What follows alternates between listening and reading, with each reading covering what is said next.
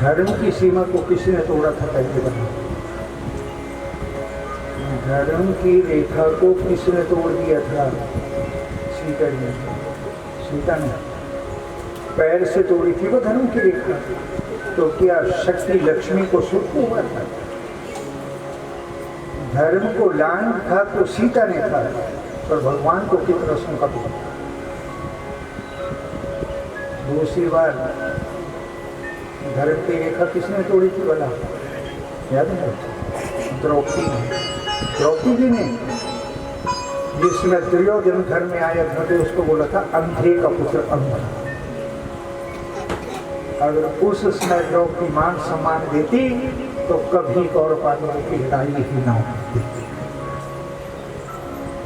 सो प्यारी बहनों, आदरणीय श्रोताओ, इन भारतीय संस्कृति से, इन कथाओं से हमें तुम्हें पहला कर लेना चाहिए, हम अपने धर्म की रक्षा करें। धर्म की सीमा के बीच में बंद हैं। धर्म को कितनी बड़ी गदानी होती है। सृष्टि का आधार ही लड़ रहे हैं कौन? ब्रह्मा विष्णु। और वेद ब्रह्मा विष्णु जी का जिसमें सत्यों युद्ध देखा तो उसमें धर्मदेव जी ने जो है भगवान शक्ति और शिव का जो है नाम लिया। आशुतोष परम कल्याणकारी रुद्र भगवान जी का स्मरण किया और शिव शंकर भगवान जी ब्रह्मा विष्णु के बीच में स्तंभ रूप के अंदर खड़े हुए। अब एक ऐसा स्तंभ की अनंत विकराल रूप के बीच में उदय हो गया और अस्त्र शस्त्र जो थे वो दोनों ही शांत हो गए। क्यों? क्योंकि वो तेजोमयी था, वो स्तंभ जो है शक्तिमयी था। और विष्णु भगवान जी ने कहा ब्रह्मा युद्ध बंद कर, लेकिन एक काम करो, पिता पिता मानो, पुत्र वो होगा जो इसका किनारा न ढूंढ सके। क्या? आदि और अंत, आदि अंत। अब विष्णु भगवान जी ने जो है आदि भाग को देखने के लिए बरहा के रूप बनाया। यही कारण पंडित जी तो बोलते हैं सीढ़ी सोई 12 हाथ पे। अब भगवान जी ने जिसमें 12 रूप बनाया और पृथ्वी को खनन करने लगे और ब्रह्मा जी ने हंस की गति ली और आसमान के ऊपर उड़ने लगे। हजारों योजन विष्णु भगवान जी ने पृथ्वी को उतार दिया है, लेकिन इस स्तंभ का आदि नहीं मिल सका। तो सचनो निश्चित है कि पूरा किसी न तोले लोगों जिन तोले तीन काट, पूरे तोले से एक बाबे नानक पर नट्ठे थे जाना चाहता। क्योंकि ये वेदों का जो है जाकर के विस्तार है, वेद कथा है, ये अनंत अपार है, ये अनंत अपार है, इतनी अपार है कि इनको आप जो है एक पुराण के बीच में 10 बार देखोगे 10 कथा नहीं इकट्ठ हो जाएंगे। एक शब्द को 100 बार देखोगे 100 कथा जो है इकट्ठ हो जाएंगे। अब कितनी जगह जो है संतोषी बन जाना, कितनी जगह संतोष मत करना।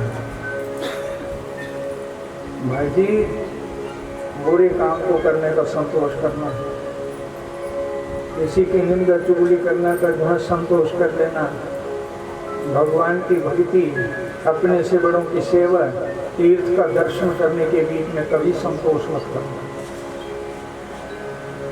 क्योंकि ये मन जो है हमारे एक संसार का बकरा है। बकरा देखते, ये रजता नहीं है, ये रजने वाला नहीं है। एक बार की बात है, राजा पालकी में बैठ के जा रहा है। राजा घोड़े वाले भी चले हुए, पालकी वाले भी हैं, ढोल वाला भी है, मृदंग भी बजाने वाले सब चले। क्या बोल रहे हैं? राजा की जय हो। बोलना क्या चाहिए? भगवान की जय। अरे इसने राजा बनाया, पर सब लगे हुए कि हाँ जी बोले राजा की जय हो, महाराजा की जय हो। अब राजा किसका पालन पोषण कर सकता है? घर का मुखिया किसका पालन करेगा? अपने परिवार का। और राजा अपनी राजधानी को देखेगा, और राजा के राजकोष में जो धन होता है वो किसका है? वो प्रजा का है, वो राजा का नहीं है।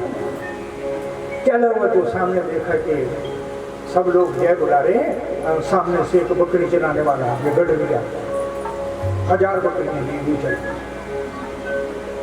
राजा ने बोला भाई थोड़ा रोक, मेरी पालकी रुक दो। पूछने का भाई कौन है इनका मालिक? गढ़िया ने बोला महाराज मैं। बोले ये बता इनको रंग चढ़ाने वाला कौन है?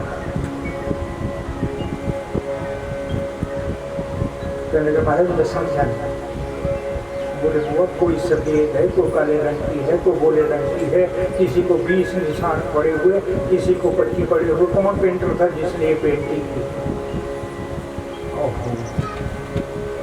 गढ़िया ने बोला है वो राजा पर है वो। इसको ये भी पता नहीं बकरी को भी कोई रंग लगाता है। पर देखा गढ़िया भी बाहर नहीं है, राजा भी बाहर नहीं है, बकरियां भी बाहर नहीं है, वो भी हमारे तुम्हारे बीच में है सब कुछ। बात चल पड़ी। कहने लगे किसने लगाया है रंग? बोले राजा भगवान ने। बोले आया था वो? बोले वो देखने नहीं आता है। कहने लगे भाई बाकी बात क्यों? एक बकरा मेरे को देते, मेरे को बड़ा पसंद आया। बोले राजा मान के चलो मैं अपना बकरा तेरे को दे दूं, तू राजा है, तेने तो अच्छा भोजन खा लेना, मेरा बकरा भूखा मत। बोले ना कितनी बकरियां चलाने के लिए? दो तो 100 बकरी, 100 है मेरे पास। बोले क्यों हुआ? एक अकेला 100 को चुराने जाते हैं, मैं एक को जाऊंगा, पर इतनी रज जाएगी बकरी द्वारा खाने को ना बकरा मांगेगा कुछ। बोले राजा ऐसा हो ही नहीं सकता कभी, ये कभी बकरा रज जाएगा कभी? अब इस मन के लिए आप हैं जितना मर्जी, क्योंकि कितनी जगह रजे गए, खाना खाने बैठेंगे वहां पर बोल देंगे और लेके बोले क्या घर मार दिया ना। पूरा धन को सपना निकालना, किसी के हवाले कर देना, पूछना खुशी है, और अगर थोड़ा और मिल जाता तो खराब। और कृष्ण सीधा राजा ने बोला नहीं देगा बकरा। बोले महाराज नहीं, मेरा प्रेम है इसके साथ। बोले तो मैं राजा हूँ, राजदंड से ले जाऊंगा। गढ़वी ने बोला क्या करना, मूर्ख से पाला पड़ गया, हुआ राजा कहीं का, इससे थोड़ा पाला जाने बकरा। तो चलो राजा वचन दे पहले, क्या मेरा बकरा तेरे दरबार में गया वो भूखा नहीं रहेगा। बोले जाओ लिख के देता हूँ, तेरा बकरा मेरे पास तो चला जाएगा, वो पेट भर के खाना खाएगा और सदा खुश रहेगा। बोले राजा ये हो ही नहीं सकता, ये हो ही नहीं सकता। चलो तो राजा ने हट दिया, बकरा ले लिया। बोले सोना एक बकरे को चराने के लिए 100 नौकर रखूंगा। बोलो बोले भाई सच बोलते नहीं कहते। बोले महाराज कुछ नहीं किया, खाने के लिए इसको मैं बड़े बड़े वृक्षों के पास लेता, अमृत दवाई जिसके बीच में फल लगे थे वो भी मैंने इस वक्त ये, लेकिन इसने जादू देखा ही नहीं।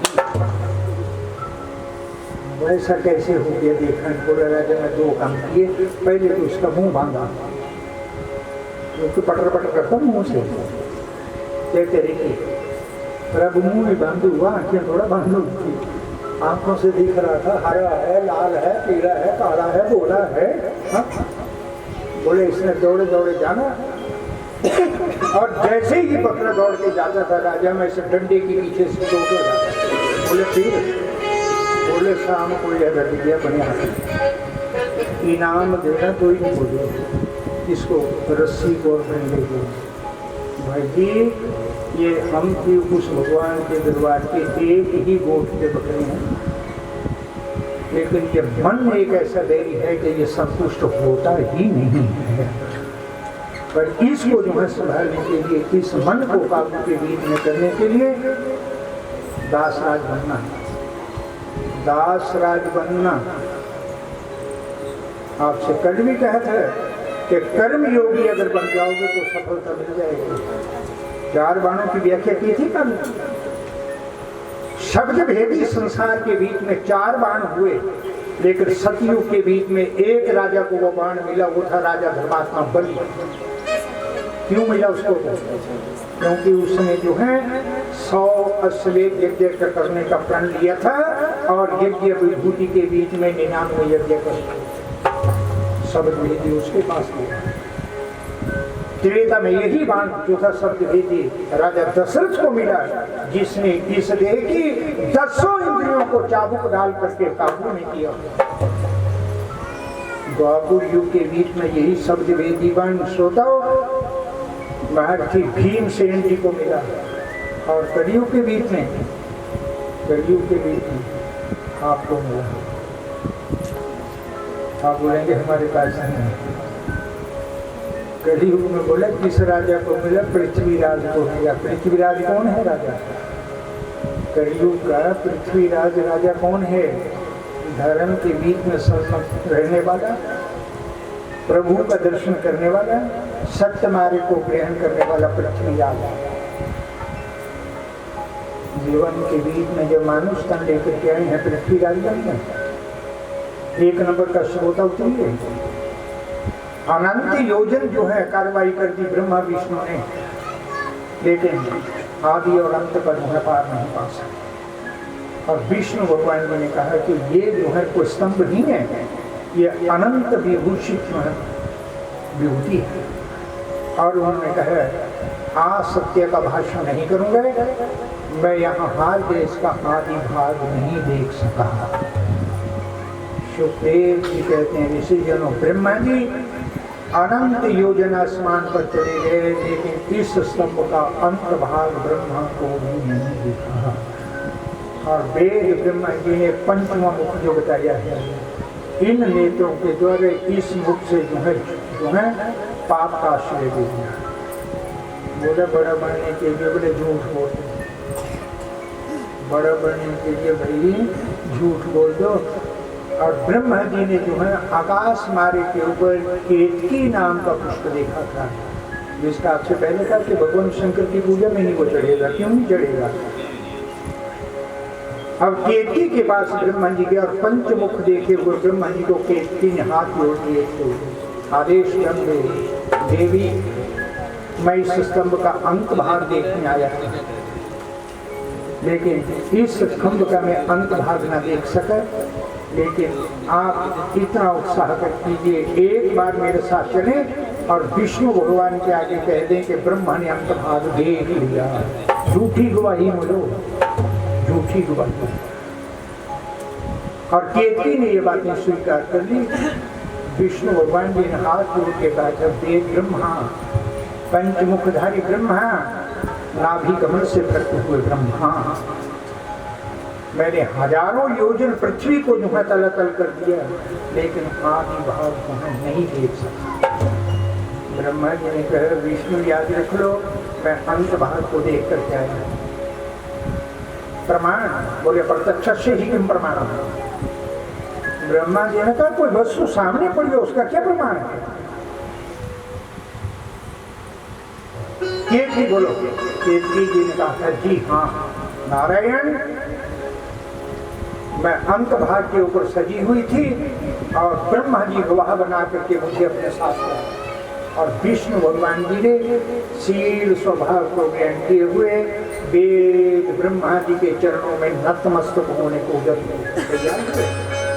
लेकिन सुखदेव जी कहते हैं कि ऋषिजनों, जिसने 5 मुखों को धारण किए हुए ब्रह्मा जी ने 5वें मुख से झूठ कह दिया था, तो उस समय वो स्तंभ हिली, और जिसने स्तंभ हिली तो उससे जो है घनघोर शब्द जो था वो प्रकट, और इससे 3 ज्वालाएं जो है निकली, जो आकाश मार्ग के ऊपर जाकर के सिद्ध हुई अक्का उकर बक्का आ। और जिसने इन तीनों को जो है इकट्ठा किया तो एक ओम शब्द की उत्पत्ति हुई। और शिव शंकर भगवान जी ने उस स्तंभ से जिसमें प्रकट होकर के ब्रह्मा और विष्णु के सामने खड़े हुए तो वेद ब्रह्मा को कंपा कंपी छू।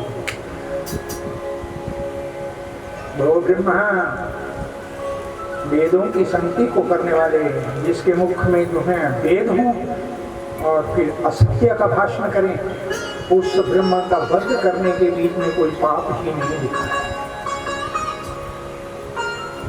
कोई पाप नहीं लिखा उस ब्रह्मा का वध करने के बीच में, जिसके जो है पंचमुख होते हुए भी संतोष न हुआ। और इतने में रुद्र भगवान जी के जो है शक्ति की माया से बक्स से पसीना छूटा और भैरव नाम की शक्ति जो है कट हुई। जिसमें भैरव की शक्ति कट हुई तो भैरव जी ने कहा था कि आपने मुझे इस संसार में प्रश्न किया, मैं क्या करूँगा? बोले जाओ, हाथ में खड्ग पकड़ लो और इस दुष्ट ब्रह्मा का पांचवा सिर जो है उतार दो। जिस मुख से छूट रहा है याद रखना, कर्म करने का तो भाई भी दंड मिलेगा ही, उसकी सजा लगनी है, लेकिन हमारे सामने अगर पाप हो रहा होगा ना तो इतना करना, मुंह को मत बनना, नेत्र विहीन मत बन जाना, उस पर अलर्ट जरूर करना, रोकना। अब जिसमें भैरव जी ने शक्ति चलाई और ब्रह्मा का पांचवा सिर उठा, लेकिन वो सिर कहाँ आया वो सिर? अब जिसमें वो पांचवा सिर उतरता हुआ आए तो सुखदेव जी कहते हैं कि ऋषि जनों, ये ब्रह्मा का पांचवा सिर जो है पृथ्वी पर नहीं गिरा, लेकिन भगवान शंकर जी के दाएं हाथ के ऊपर। और रुद्र भगवान जी ने जो है ताकत लगा ली, इसको छोड़ होनी के, लेकिन वो शीश नहीं उठा। भगवान शंकर जी ने कहा था मैं ऐसी जगह चला जाऊंगा जहाँ मुझे को देख लीजिए, मानो इस हाल के बीच में मैं सृष्टि में भ्रमण करूंगा तो लोग पूछेंगे ये हाथ पर क्या है। और शिव शंकर भगवान जी स्वयं इस हाथ के ऊपर शीश को लिए हुए लुप्त होने जा रहे हैं, लेकिन मार्ग के बीच में रास्ते में एक चौराहे में एक देवी जो है खड़ी ऐसी थी, काले रंग के कपड़े पहने हुए थे, सिर के बाल बिखरे हुए थे, कमर कुबड़ी थी और देखने के बीच में भयानक। और रुद्र भगवान जी का रास्ता है। कहाँ जा रहे हो? शिव शंकर भगवान। देवी तू कौन है? कहने कि महाराज मुझे मत पूछ मैं कौन हूँ, लेकिन ये बताओ कि तेरे दाएं हाथ के ऊपर क्या है? ब्रह्मा का सिर है। हाँ बोला तो याद रख लो मैं और कोई नहीं हूँ, मैं ब्रह्म हत्या हूँ, मैं हूँ ब्रह्म हत्या। क्या करोगी? बोले शिव समझे नहीं, आपने ही तो भैरवनाथ को आज्ञा दी थी सिर उतार लो, तुझे वो पाप लगा है और मैं तेरे देह के बीच में निवास करूं। और ब्रह्म हत्या ने अपना रूप बदला और शिव शंकर भगवान जी की देह के बीच में परिणत हुआ। ध्यान रखना, जिसमें शिव शंकर भगवान जी को ब्रह्म हत्या लग गई तो रुद्र भगवान जी का जो रूप था वो बेरूप बन गया। अब शिव शंकर भगवान जी ने कहा क्या करूँगा, कहाँ जाऊँगा? संगति के बीच में जाऊँगा, समाज में जाऊँगा तो मुझे लोग बैठने नहीं देंगे। हाँ बोले मैं गंगा जी में स्नान करूँगा। गंगा देवी के अंदर वो बल है कि वो ब्रह्म हत्या से मुझे छुड़ा सकती है। लेकिन शिव शंकर भगवान जिसमें गंगा जी के तट के ऊपर पहुँचे तो परम पावन जाह्नवी जटाओं से निकली हुई गंगा जी का जो है उन्होंने सपन रुद्र भगवान जी की जटाओं में निवास करने वाली गंगे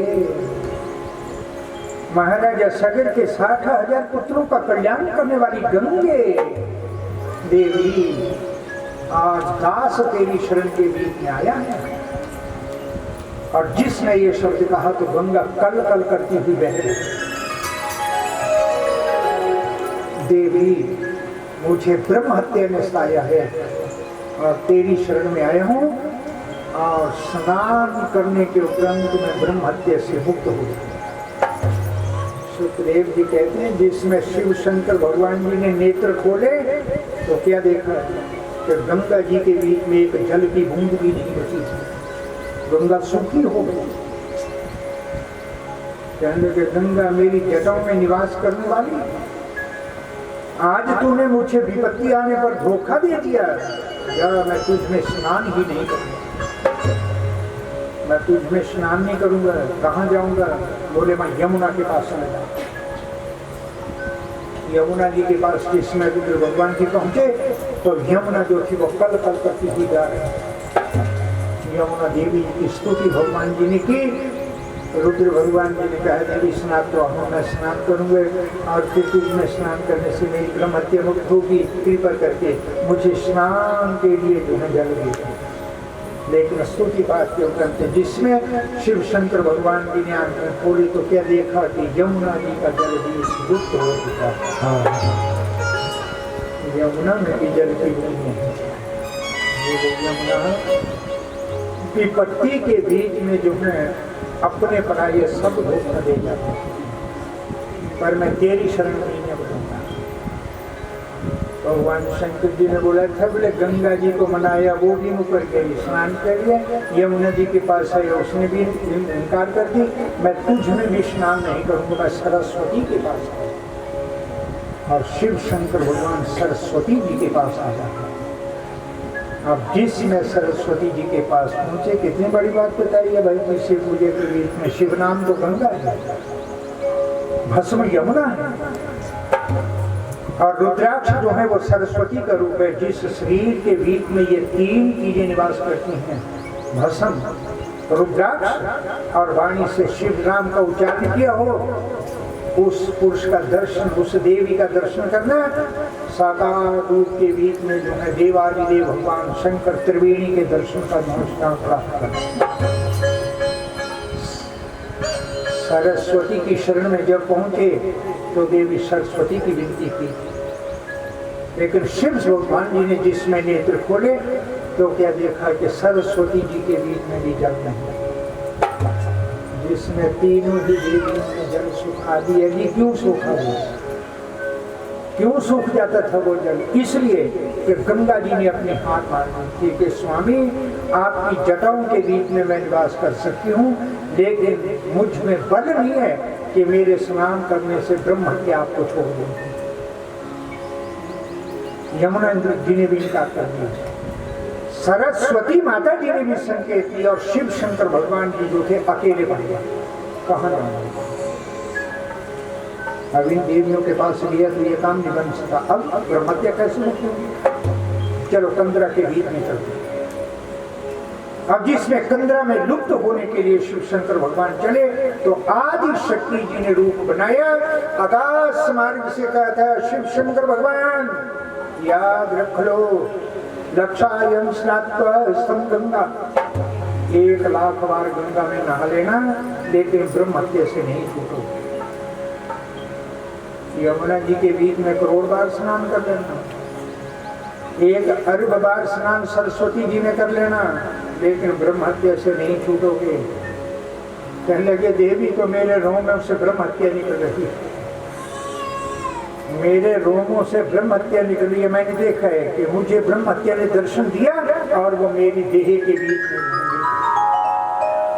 देवों के देव भगवान शंकर, अगर तुम ब्रह्म हत्या से छूटना चाहते हो, अगर ब्रह्म हत्या से छूटना चाहते हो तो गंगा जी की शरण मत लो, यमुना जी की शरण मत लो, सरस्वती की शरण मत लो, लेकिन प्रवास क्षेत्र के बीच में चले जाओ।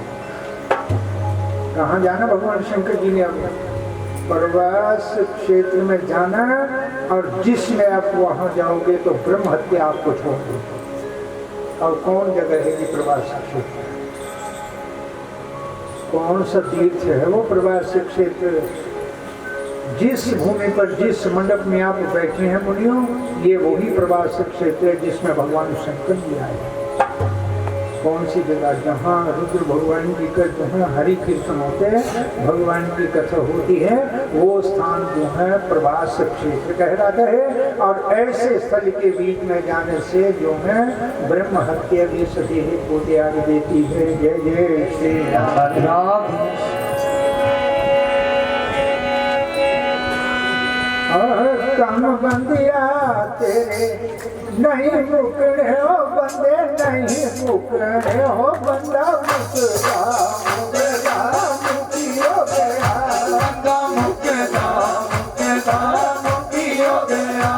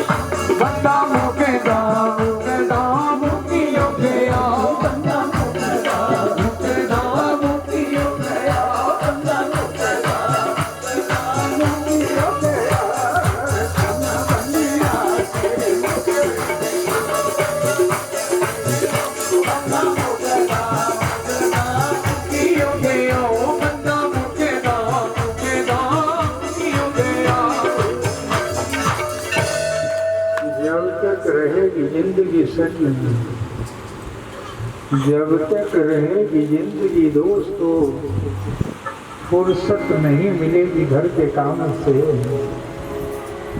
जब तक रहेगी जिंदगी दोस्तों फुर्सत नहीं मिलेगी घर के काम से। पर जीवन में कुछ समय ऐसा जरूर निकालो, प्रेम करो परमपिता भगवान से। आगाह दोस्तों अपनी मौत पे सबको, आगाह अपनी मौत पे दोस्तों सबको, दुनिया में एक पल का बसर ही नहीं। गठड़ी उठा ली 100 साल के लिए, आने वाले सांस का किसी को खबर ही नहीं। जय हो। इसमें सज्जनों निगाहें जब बदलती हैं, कभी कहते हैं निगाहें जब बदलती हैं तो किनारे भी बदल जाते हैं। निगाहें जब बदलती हैं तो किनारे भी बदल जाते हैं। किसकी दिशा जब बदलती है तो दरकिनारे भी बदल जाते हैं। क्योंकि ध्यान दें, यदि जिनको हम अपना कहते हैं ये हमारे नहीं हैं, ये केवल व्यवहार तक के हैं। कहाँ करते हैं? व्यवहार करते हैं। और ये व्यवहार के मित्र जो हैं अंत में साथ देने वाले नहीं, सच्चे मित्रों को ग्रहण करके रखना, जिनको ग्रहण करने से क्या बोला, सिंहासन बैठ के नहीं, जाना तो है, जाना तो है, लेकिन ये जरूर ख्याल रखना कैसे जाना, कैसे जाना। एक जाना वो ये भाई जी, दुनिया छोड़ के जब चलेंगे तो सारे गांव वाले बोलेंगे खराब हुआ। हाँ? क्यों बोला? क्योंकि जब दुर्नीतियों से जो है गाँव वालों को तंग किया था, सबने खुशी मनाई, कलेश मुक्त दिया करके एक जाना बोगी, एक होगी कौन बना कि अपने आप तो हंसते हुए चल दिए, लेकिन जन कल्याण जो है, सृष्टि जो है, उनके कर्तव्यों को, उनके कार्यों को देख करके पीछे से आंसू बहाते हुए। आपको याद बना हो, एक जगह तुलसीदास से निकले, तुलसी जब हम जन्मे थे, बोले थे तुलसी जब हम जन्मे थे तो जग हंसा था। तुलसी जब हम जन्मे थे जग हंसा, पर हम वहां गए थे तब रोया। गोस्वामी जी ने कहा जब हम जन्मे तो गांव में खुशी मनाई, बेड़े में ढोलक बजा, नगारा बजा, सबने बधाई दी, पर खेद है कि सब खुशियां मनाने लगे पर हम रोने जा रहे थे। लेकिन कह रहे कर्म ऐसा करके चलो सजनों, आए हैं तो कमाई वो करके चलो क्या कि हम हंसे और जग पीछे से रहे। झंडा वो लगा के जाना बहू, इसको जाने के उपरांत भी जो है जाकर के हमारे समाज के संप्रदाय हमें याद बोलते नहीं है। आए हैं तो जाएंगे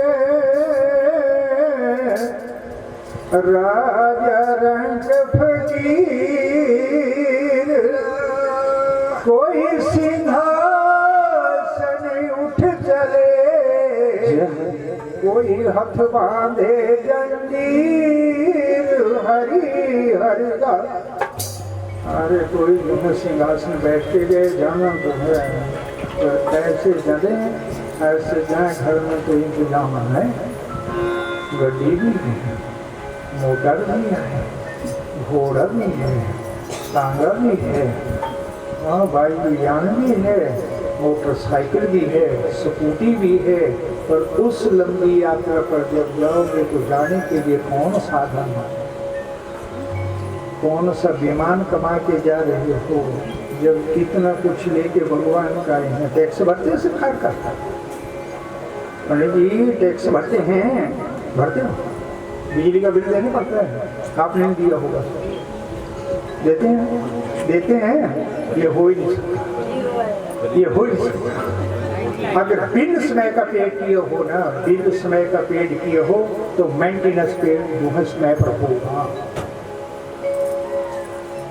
सब जगह लाइट ठीक है आपके गांव में, एक सी टुकड़ी में नहीं है या फिर बाकी सब चीज फिट है काम, इसका मतलब कमी है।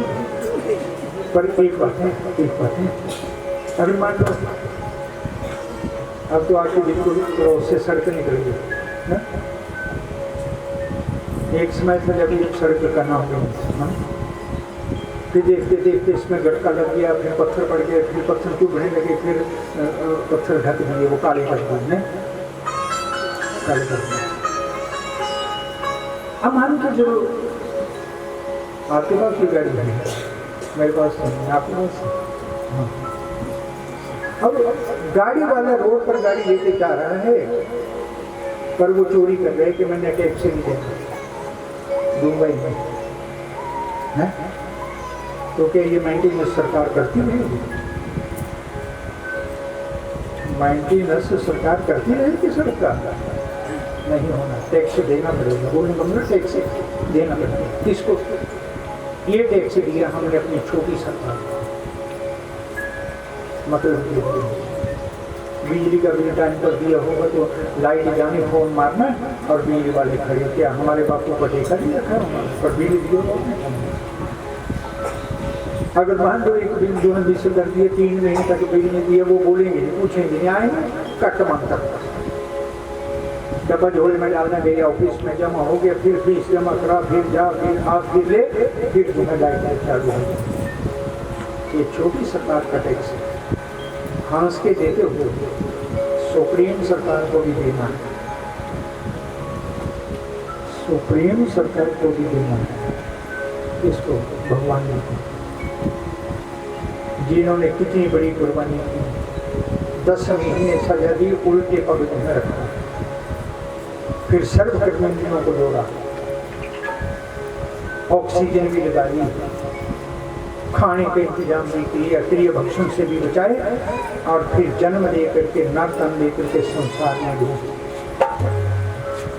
उसका टैक्स बोलो, किसी को चिट्ठी आई भगवान जी की? कोई बोलो, किसी को लेटर आया जब तक भगवान जी का मेरा टैक्स नहीं मिल जाता,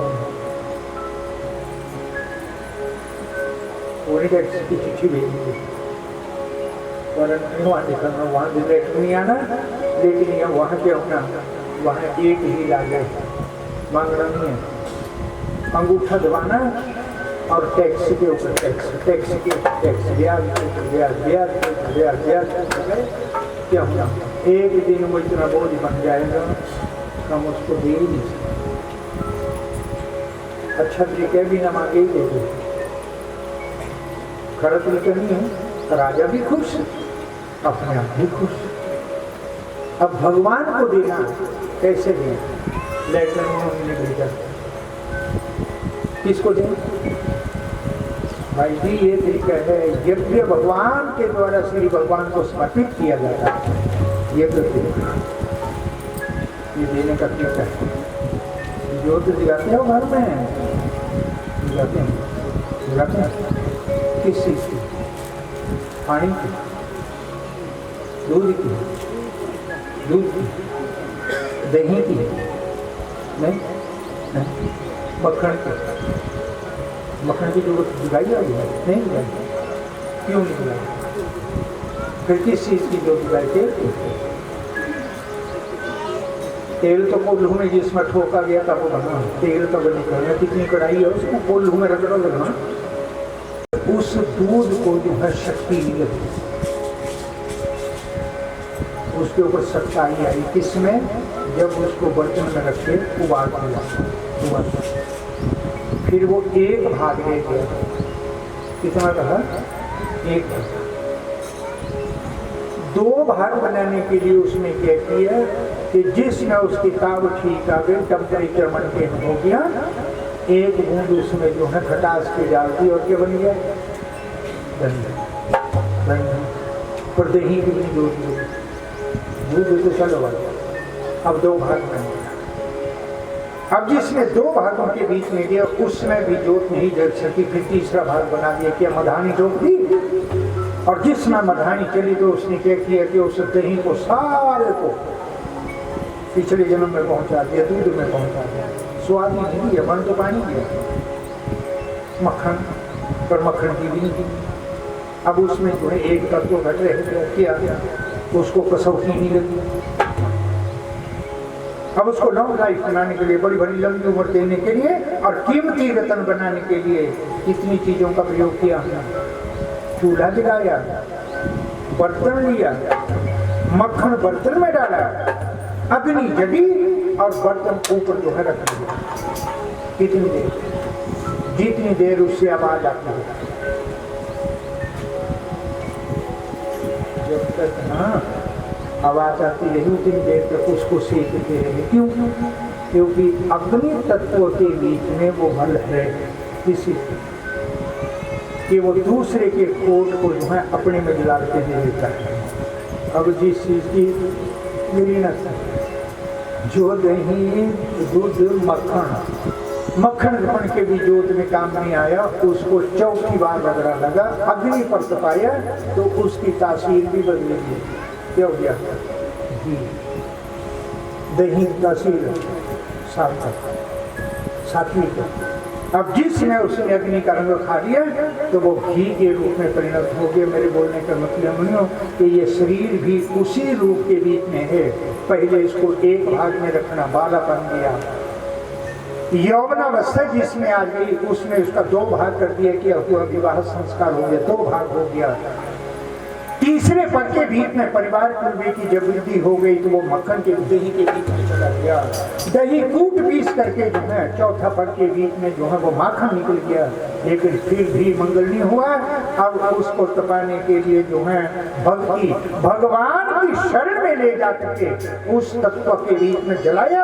जिसने उस तत्व के बीच में चला तो वो शुद्ध कीमती रतन बन करके इस संसार के बीच में उभर करके आ गया। जय जय श्री राम।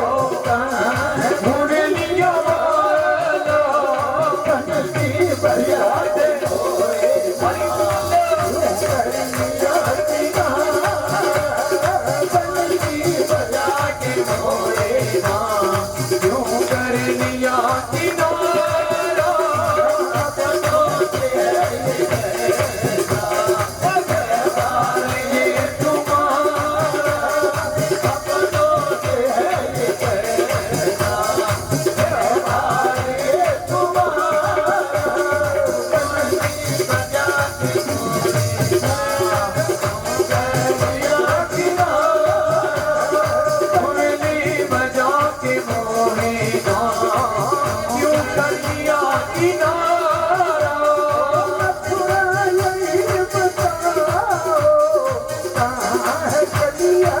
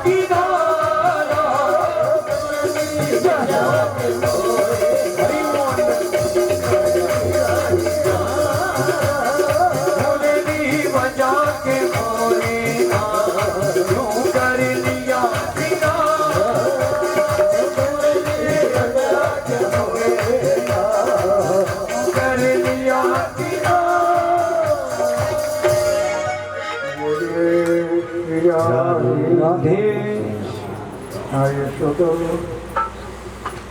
चलते चलते हैं प्रवास क्षेत्र की। प्रवास क्षेत्र कहते उस स्थल का नाम है जहाँ हरि कीर्तन हो। तो शिव शंकर भगवान जी को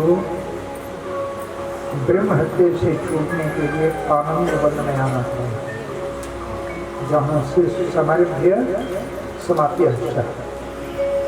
आनंद वन की रचना की और आनंद वन में जब लौट करके आए तो अनेकों ऋषि मुनि बैठे हुए हरि भजन के बीच में तल्लीन थे।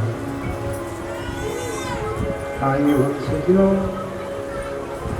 जहाँ 88,000 ऋषि बैठे हों और जिसको ब्रह्म हत्या लगी, चाहे जीव देवता हो चाहे मनुष्य रूप हो, क्योंकि मैंने एक दिन माता भी बोला था कि शिव खोजन चले हो, पहले स्वयं शरीर को शिव कीजिए, क्योंकि शरीर ही शिव है। तुम्हें भी कभी सोचना पड़े, ऐसा नहीं कभी सोचना। सही बोले चले थे भगवान की भक्ति करने के बोले मेकअप बनाते हुए रह गए, कहने लगे पर कर हाथ की अगर पूजा कर लोगे तो भी भगवान की पूजा हो गई, क्योंकि हाथ के बिना हम कुछ भी नहीं कर सकते। भगवान की पूजा करते हुए मन की पूजा हमने पहले कर ली, तो जो है इससे बड़ी पूजा और नहीं मिलेगी। क्यों? क्योंकि मन ही जो है सभी इंद्रियों का राजा। ये भाई जी, अगर हमने भक्ति करते हुए अपने ही पैरों की पूजा कर ली तो सबसे बड़ी भक्ति सफल हो गई। पैरों के बिना हम कहीं जा ही नहीं सकते।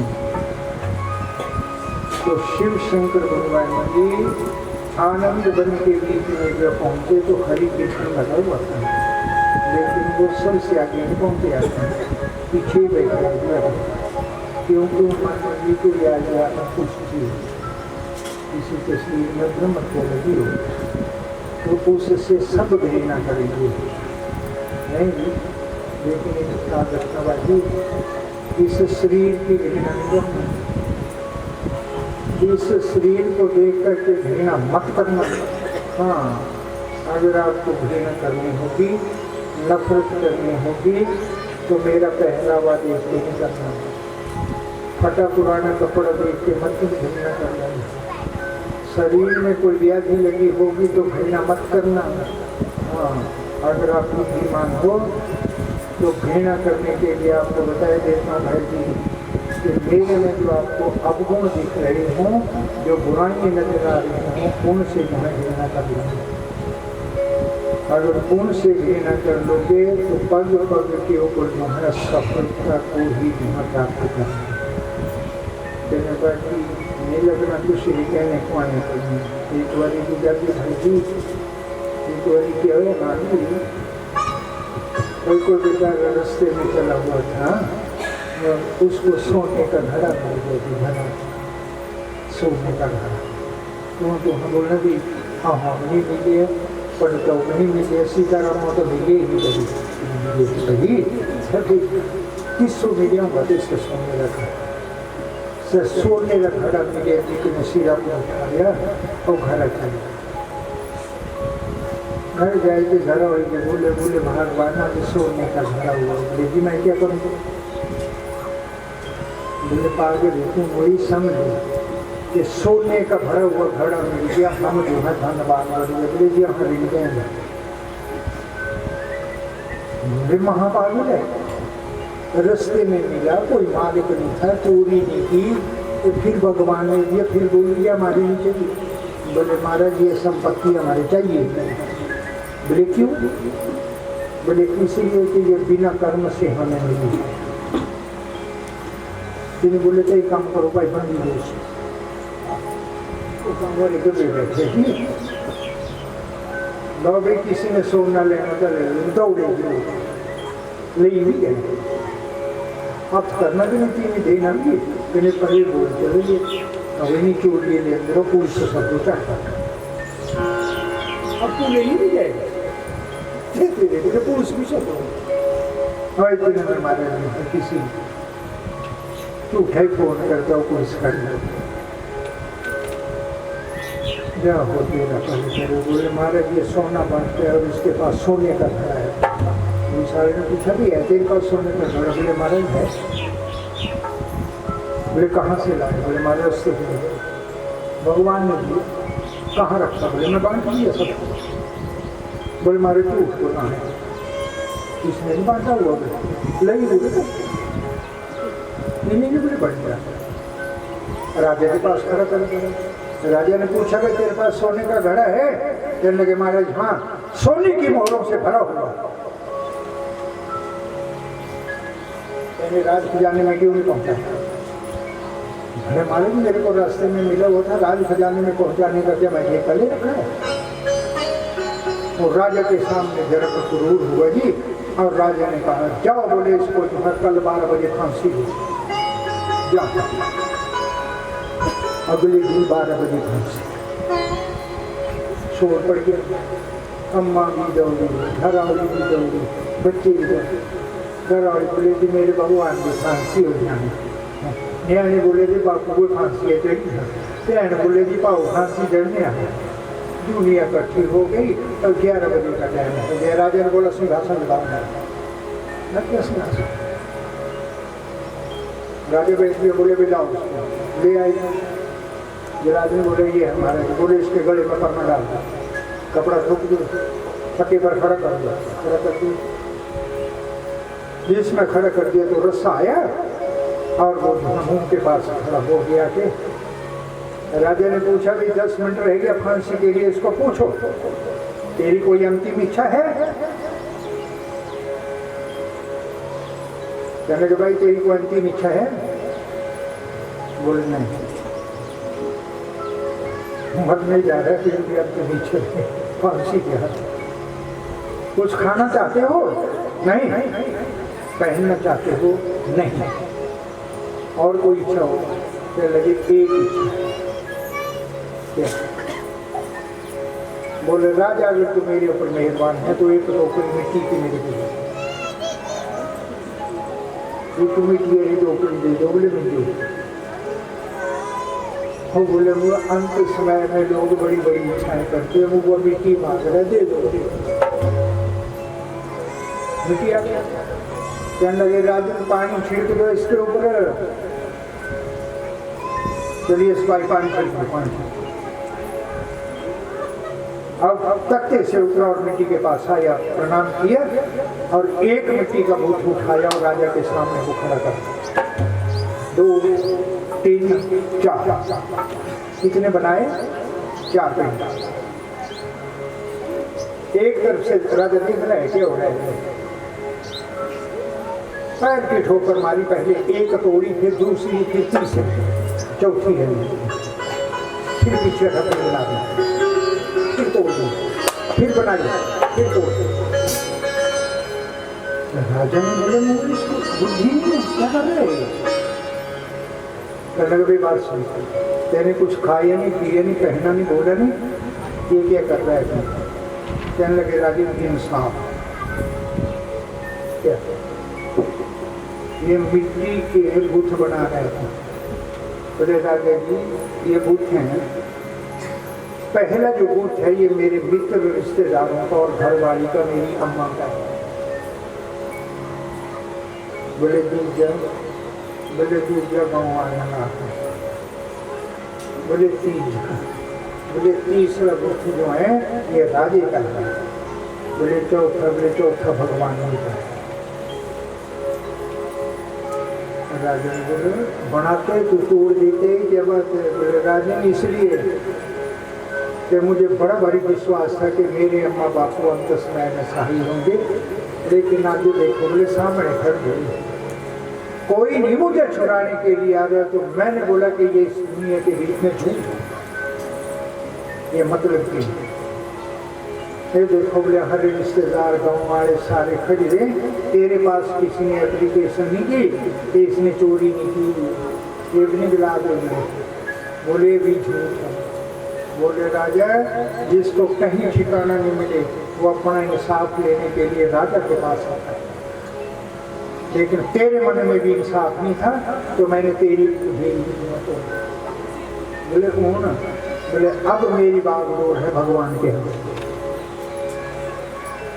और मैं फैसला छड़ी पूरा भगवान जी के स्तर पर, तू भी झूठ है, घरवाली भी झूठ है, रिश्तेदारी भी झूठी है।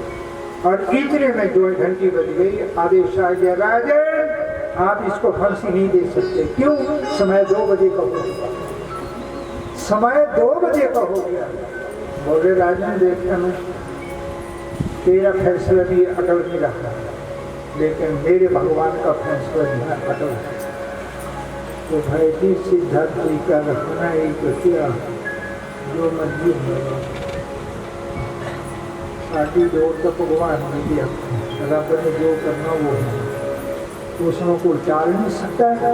अगर भगवान चाहेंगे तो वो एक कदम जाने भी नहीं देंगे, प्रभु की फकीर होगी तो वो हजारों को जो है नंगे पैर ही उठाएंगे। आइए आनंद वन के बीच में जिसमें हरि कीर्तन लगा हुआ था, तो उस सात्विक वर्ष से शब्द सार से ब्रह्मा जी को सिर शिव शंकर के हाथ से छूटा और आनंद वन के बीच में। और ऋषिजनों यही आनंद वन कलियुग के बीच में काशी के नाम से विश्वविख्यात होता है, जहाँ मनुष्य काशी धाम में जाकर के जो देह त्याग है, ऐसे जीव ब्रह्म हत्या से मुक्त होकर के वैकुंठ लोक को प्राप्त है।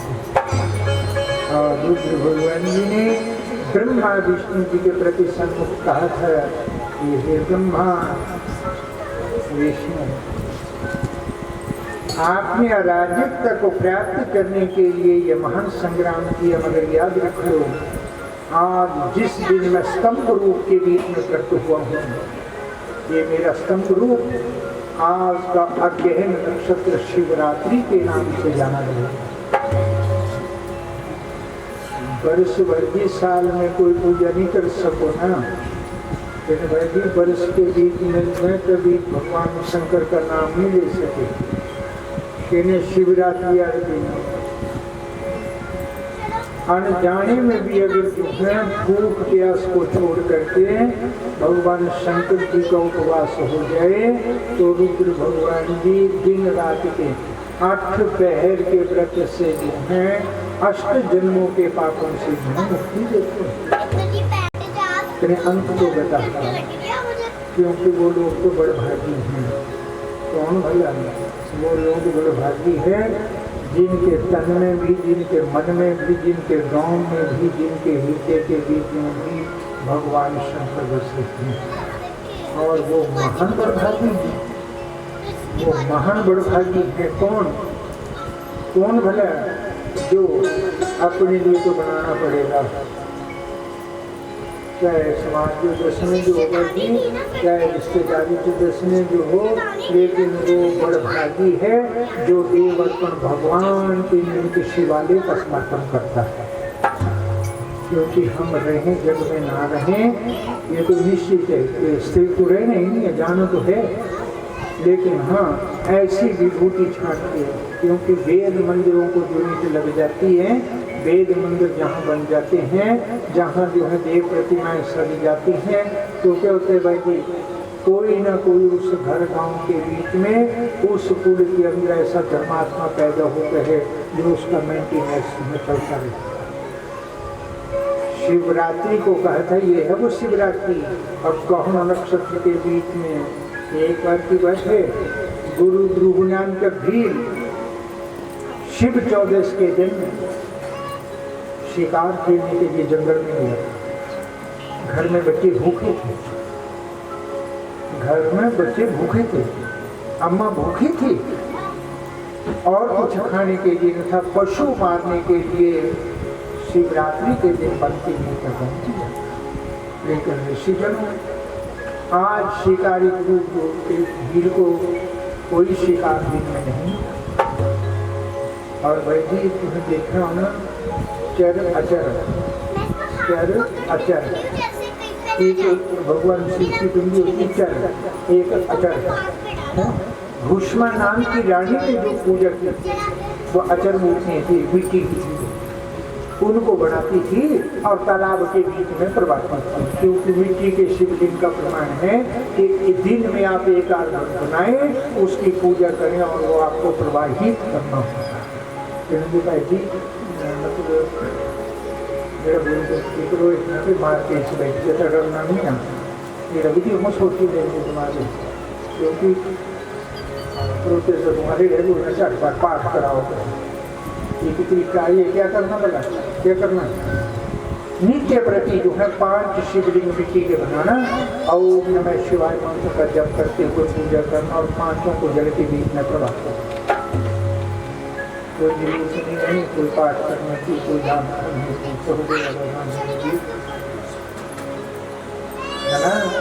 अब जिसमें शिव शंकर भगवान जी की कृपा धन वर्षा तो क्या था कि गुरु ध्रुव को दिन में कोई मनुष्य शिकार नहीं मिला और रात में जो कि आगे सूर्य अस्त हो गया, पहले पहर चढ़ा और मन में ख्याल आया कि कहीं भी अगर दिन में शिकार न मिले तो रात को एक जगह मिल जाता है, कहाँ, पानी के ऊपर और तालाब के ऊपर। लेकिन वो कैसा तालाब था, जिस तालाब के ऊपर किसी समय गवाडू ने अपने घर के बीच में शिवलिंग की पूजा होती हुई देखी, और उस तालाब के किनारे आकर के मिट्टी का शिवलिंग बना और मिट्टी का शिवलिंग बनाया। तो एक दिन तो उन्होंने जो तिरुपति भी चढ़ाई, पूजा की, शिव शिव भी बोला, फिर नहीं आए लौट की। कौन आया, गुरुनाथ का भीड़ आया, क्योंकि कैसे दयाल है वो परम पिता देवों के लिए महादेव कि वो थोड़ी सी तपस्या में प्रसन्न हो जाता है। वो बड़े भारी भोलेनाथ है, कितनी बड़ी बात कही है, भोलेनाथ। भोले तो है, दयालु है, वो देह है, पर वो क्या भाई, क्योंकि जिन्होंने जग का मोह करते हुए अपने पास फूटी दमड़ी भी नहीं रखी। धन धन भोले नाथ सदा शिव, धन धन भोले नाथ सदा शिव, कमी नहीं खजाने में, कमी नहीं खजाने में, 3 लोग बस्ती में बसाए आप बसे शमशान में। धन धन भोले नाथ सदा शिव, धन धन भोले नाथ महादेव,